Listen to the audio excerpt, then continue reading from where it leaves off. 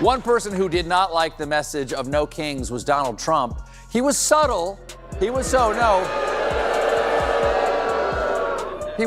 in his criticism. To prove that he's not a monarch, on Saturday night, he posted this AI video of himself wearing a crown, flying a jet, and strafing New York City with feces. Now, a warning. Donald Trump wanted praise, nonstop applause, blind loyalty, the kind of devotion that feeds an ego. But Stephen Colbert gave him something else entirely: exposure therapy. After the No Kings protest swept the nation, Colbert took Trump's obsession with loyalty and turned it into pure satire.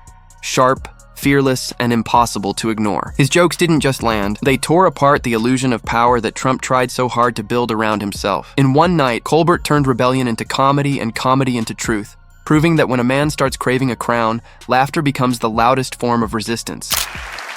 Chris Trump has plenty of time to build his Barbie dream ballroom because he sure don't have a government to run.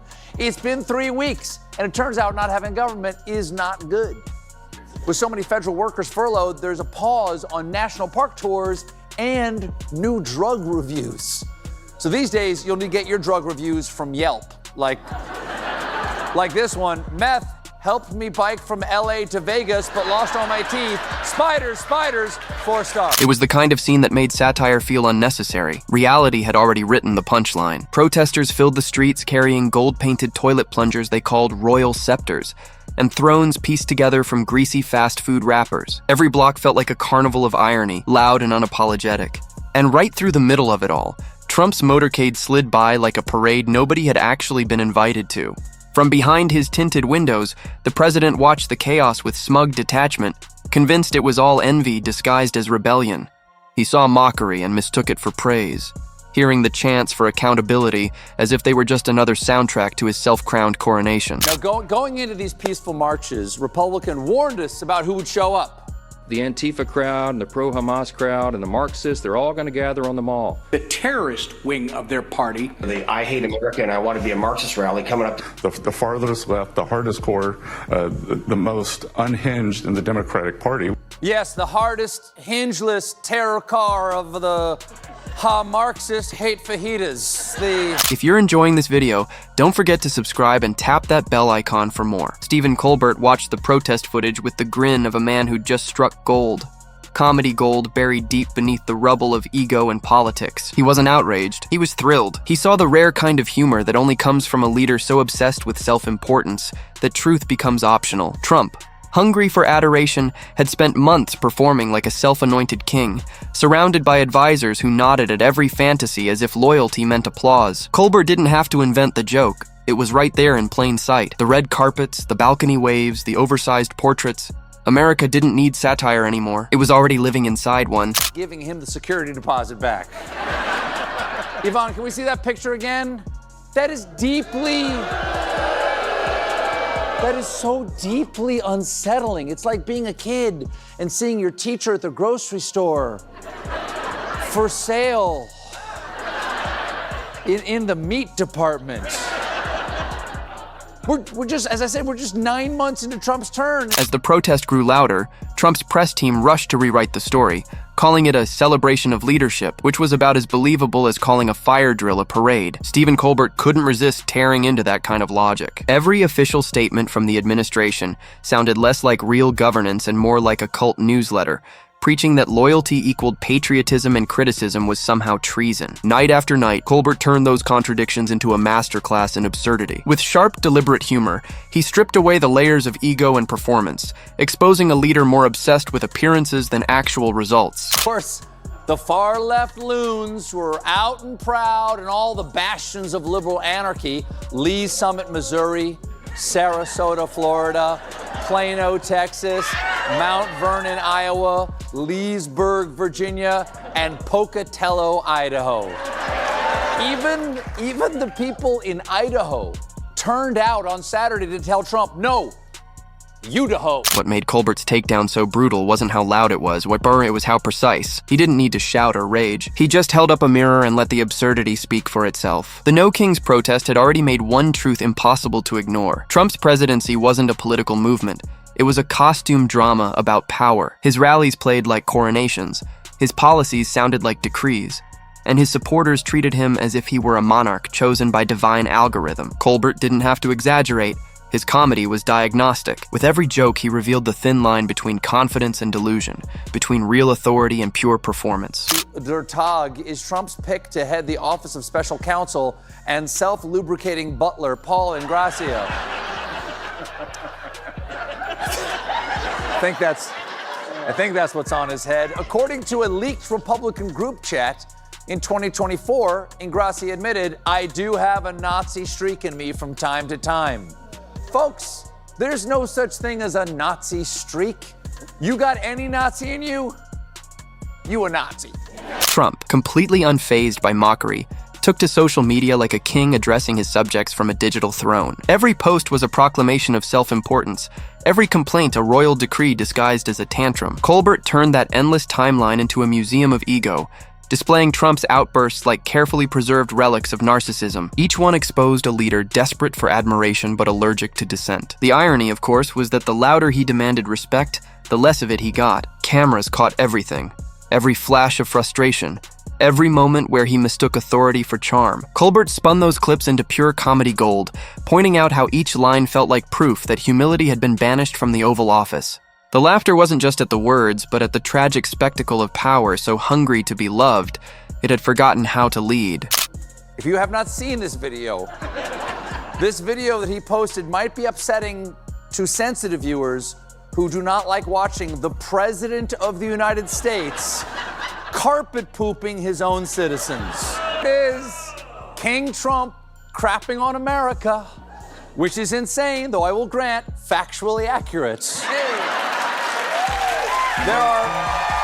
The protests spread across the country, moving from big cities to small towns, as people dressed like jesters marched with banners that read, "No crowns, no kings, just accountability." Colbert documented it all like a historian of humor, turning every absurd scene into a lesson in civic sanity. What made his coverage so sharp wasn't cruelty, it was clarity. He didn't mock leadership itself. He mocked the parody of it that Trump had turned into an art form. His satire became a mirror, and the reflection staring back was unmistakable. Colbert's goal wasn't just to get laughs, it was to capture a moment in time when comedy became the last honest language left for truth. Every punchline echoed with history, a reminder that democracy survives not on power, but on humility, something the self-proclaimed king seemed to have lost somewhere between his rallies and his golf courses. Thank you.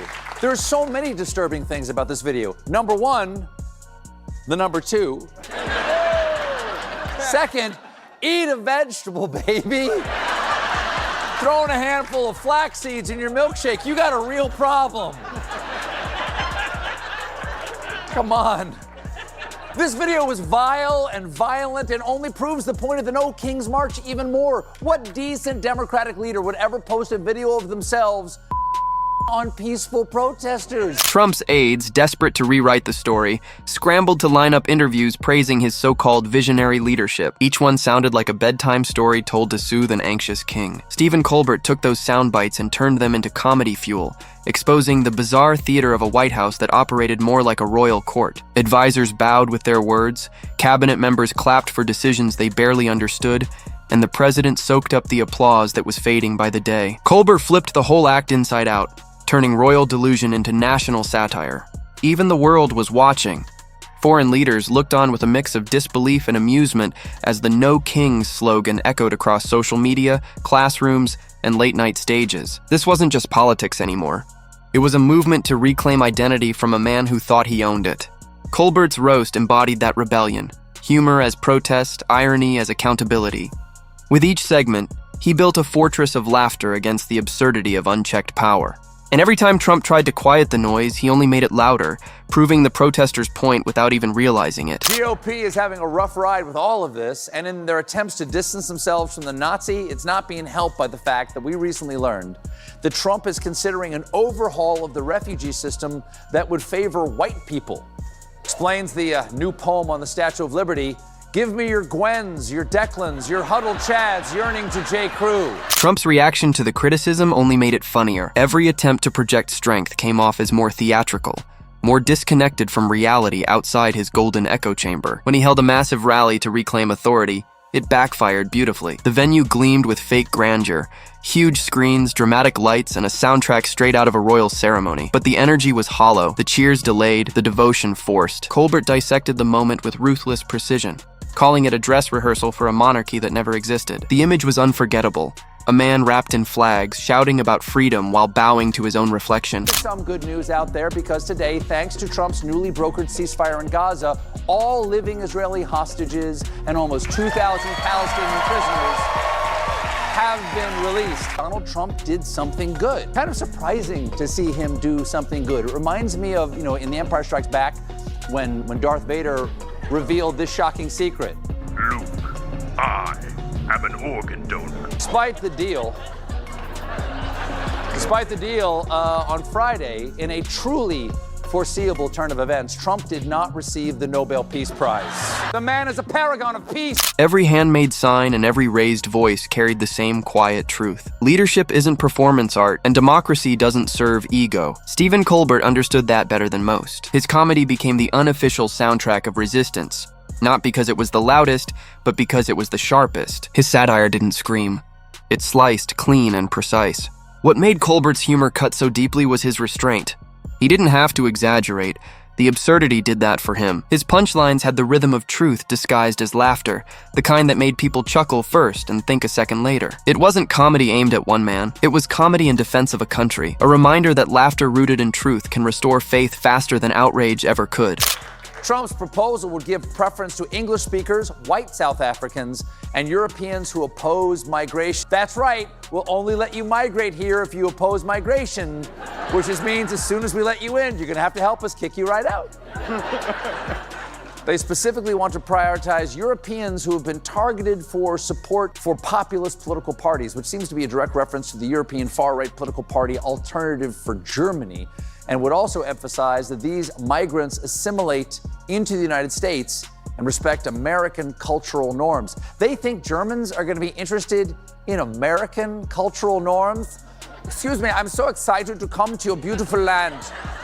Just checking, how many years of paid parental leave do you give? The brilliance of Colbert's approach was in how he turned laughter into literacy. He educated without preaching, mocked without cruelty, and somehow made patriotism feel like participation again. As the No Kings protest gained momentum, its energy pulsed on that same frequency, one fueled not by confrontation, but by conviction. It was never about tearing down a person. It was about tearing down the illusion that leadership could be inherited through branding.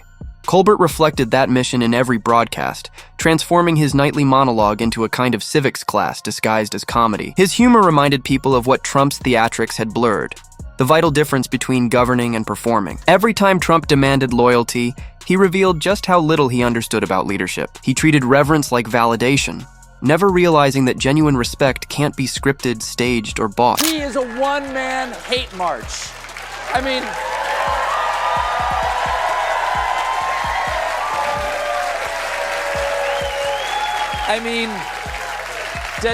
Does he have a late night show we can cancel? This video is so terrible, you'd have to be an absolute idiot and a moral reprobate to defend it. Mike Johnson? Speaker Johnson, you say that the Democrats had a Hate America rally, but what does it say that the President of the United States over the weekend released a video of him pooping on the American people? The president uses social media to make the point. You can argue he's probably the most effective person who's ever used social media for that. He is using satire to make a point. Ah, yes. Oh, yes, my friends. Colbert captured that irony with ease. He didn't need to invent caricatures. He simply revealed them. His satire became the reflection Trump couldn't control, the mirror he couldn't break. Every burst of laughter from the audience was its own quiet verdict. Every punchline a small act of civic engagement. Though miles apart, the protesters in the streets and Colbert behind the desk were moving in sync. One carried signs, the other carried jokes, but both spoke the same language: accountability. Their message was simple and unwavering. Democracy belongs to the people, not the personality behind the podium. The laughter that echoed through living rooms was as powerful as the chants that filled the streets. It reminded everyone that the strongest form of criticism isn't fury, it's reflection. Because when laughter meets truth, it doesn't just cut, it heals. And in that healing, America remembered why it rebelled in the first place. Not to trade one ruler for another, but to make sure no leader ever forgets who they serve. And that power without humility was never meant to reign.